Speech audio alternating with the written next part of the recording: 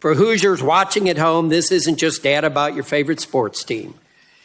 You know, if there really are 150 million users in the U.S., this suggests to me that the CCP has a finger on the pulse of almost half our nation's population. I find that hard to believe. But this week, I decided I would ask my constituents in southern Indiana to share their stories with me. Went out Monday night, and we got 800 responses in less than 12 hours, okay? Let me share a couple of those with you. One of my constituents shared, I quote, "I'm a mental health counselor. Most of my teenage clients are on TikTok. They spend hours online being negatively influenced by others. I have seen kids experience self-harm, gender dysphoria, and many mental illnesses they have picked up from TikTok. I will not allow my children to have TikTok. The creators know the algorithms are addicting our children. They know that children are suffering more anxiety and depression from screen time, but they do not care. They will not change their algorithms because it's financially lucrative for them to keep their kids addicted." Another parent said, "We let our daughter try it out. The feed was continuously suggesting sexually explicit, stupid, and vulgar videos. We discontinued it within a week." And there's been many more. Like I said, 800, okay? In your testimony, Mr. Chu, you walked through a number of supposed actions taken by your company to create a safe environment and empower parents to oversee content shown to their children. But virtually everything we've heard reflects the opposite, and some of your answers are a little confusing. You know, all of those sitting here and maybe watching on C-SPAN, this is the 32nd hearing we have held about privacy and big tech. Each hearing I've been part of, we've heard the same stories about our constituents' experience and the same promises for big tech to do better. The truth of the matter is this disgusting and dangerous content littered across your platform is not justifiable, and it's uncontrollable. Americans' data is not safe, and big tech is doing nothing to protect it. Putting aside the dangers of the CCP involvement, and after these 32 hearings, I believe it's actually time to change the narrative, change the focus, and change the outcome by talking about the money you're making at TikTok. Mr. Chu, I have a question. How much revenue is generated per user? Congressman, private company, and you're not going to tell me. Does each user receive a comparable benefit for the amount of profit their data brings to your company? We do share some revenue with some creators who produce, say, 1 minute plus informative content. When am I going to get paid for the data that you are selling, or you're getting revenue from advertisers?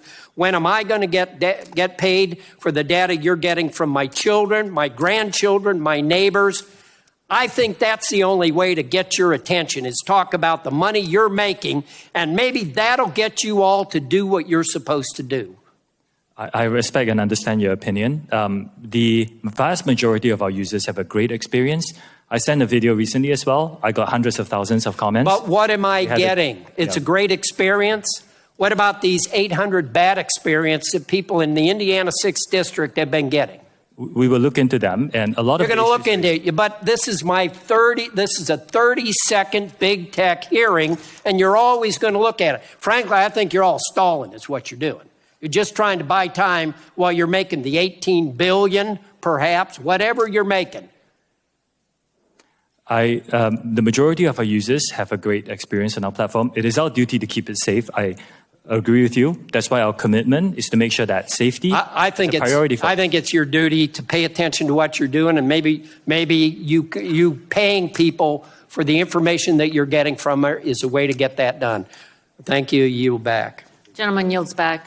Chair recognizes gentlelady from Washington, Ms. Schreier, for 5 minutes. Thank you for being here, Mr. Chu. But the actions are really falling short. As a pediatrician and the parent of a teenager, I'm particularly concerned about how social media generally, and TikTok specifically, is affecting our kids and teens. We just heard a lot about this from testimony from a psychologist. Last year, the American Academy of Pediatrics sounded the alarm about our children's mental health crisis. And as a pediatrician, I know this has been going on for more than a decade. In fact, it tracks perfectly with social media engagement. And during the pandemic, teens who are missing out on in-person interactions turned even more to social media to connect with friends. Social media is designed to be addicting. That's the business model. And your platform is the most addictive of all. And this endless, mindless scrolling takes teens away from human relationships.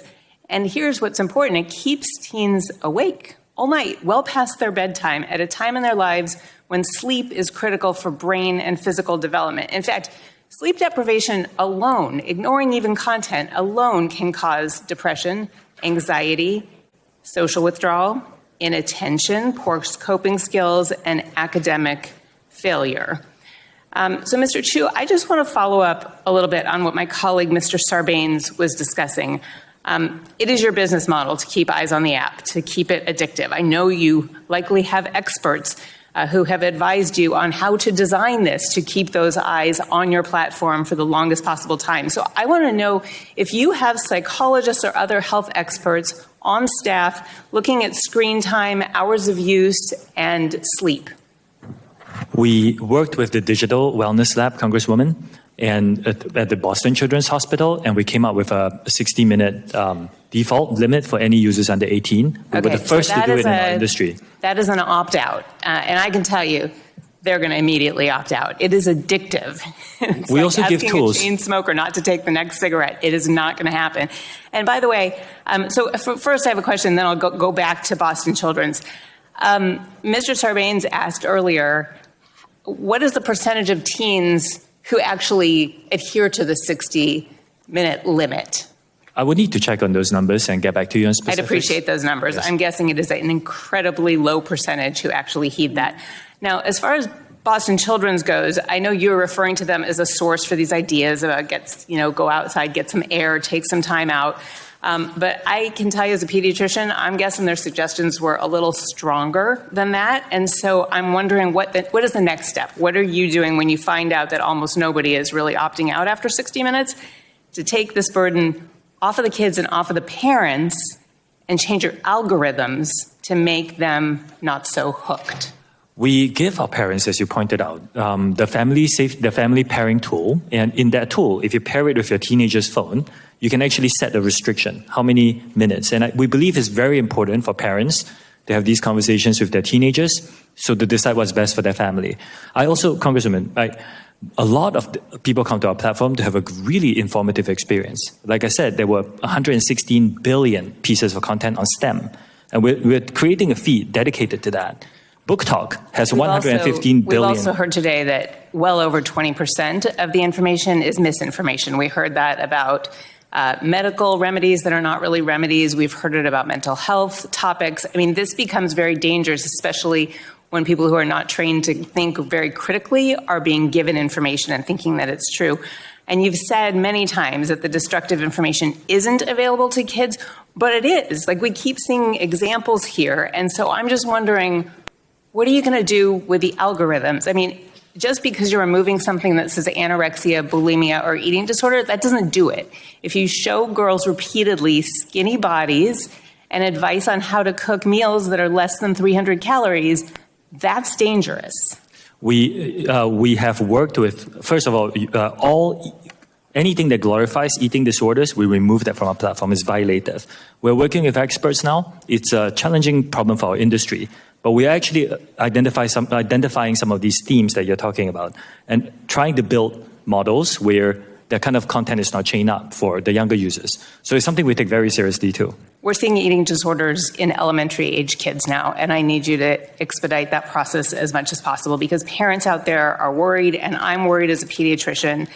Parents can't take themselves off of these platforms. Kids, there's no way they're going to take themselves off, and we need you to do your part. It may affect your bottom line, but it could save this generation.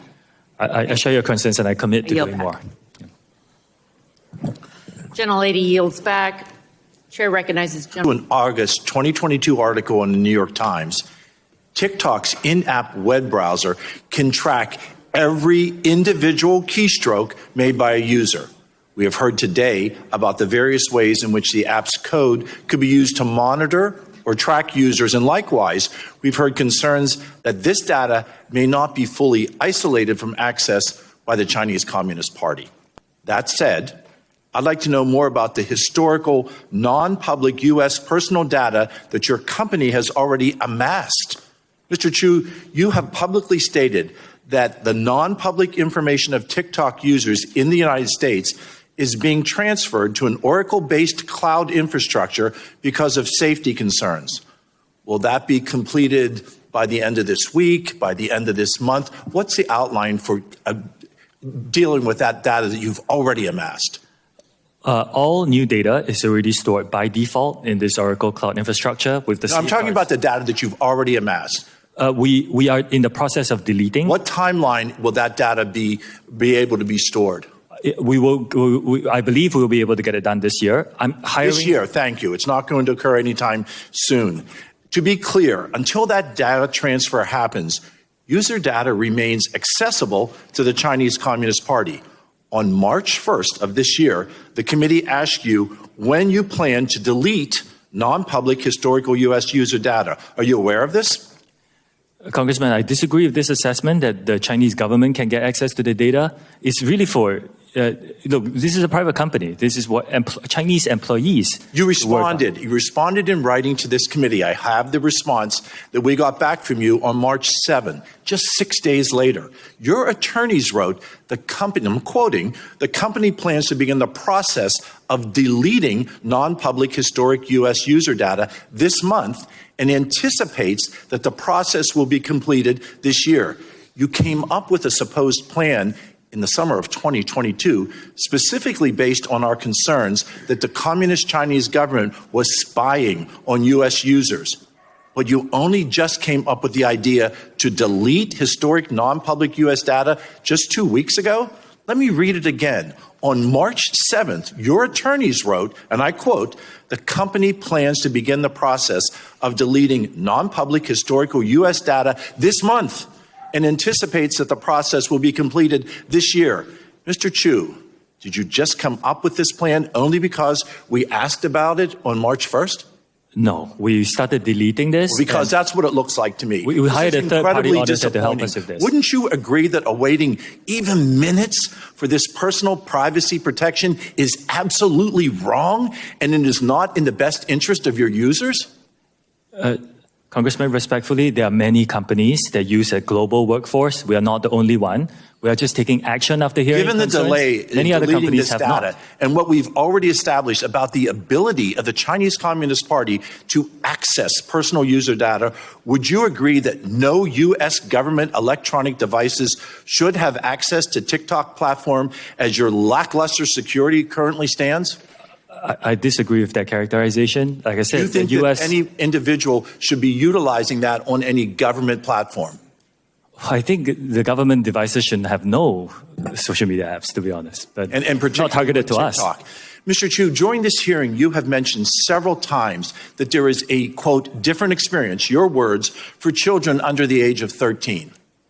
That is correct. Different experience. Mr. Chu, do you allow your children under the age of 13 to participate in TikTok? Yes or no? I did just explain this in detail. This experience doesn't exist in Singapore where my children live. If my children lived here, then yes. Based on what we've heard today, it's clear to me that TikTok as a company cannot be trusted and that Americans remain significantly at risk because of the TikTok app. I still contend that TikTok is the spy in Americans' pockets. I want to acknowledge that TikTok does have the ability to make those changes, but unfortunately, we have not heard that from you today. We have not heard a commitment to be able to protect the personal privacy that Americans expect and that Americans deserve.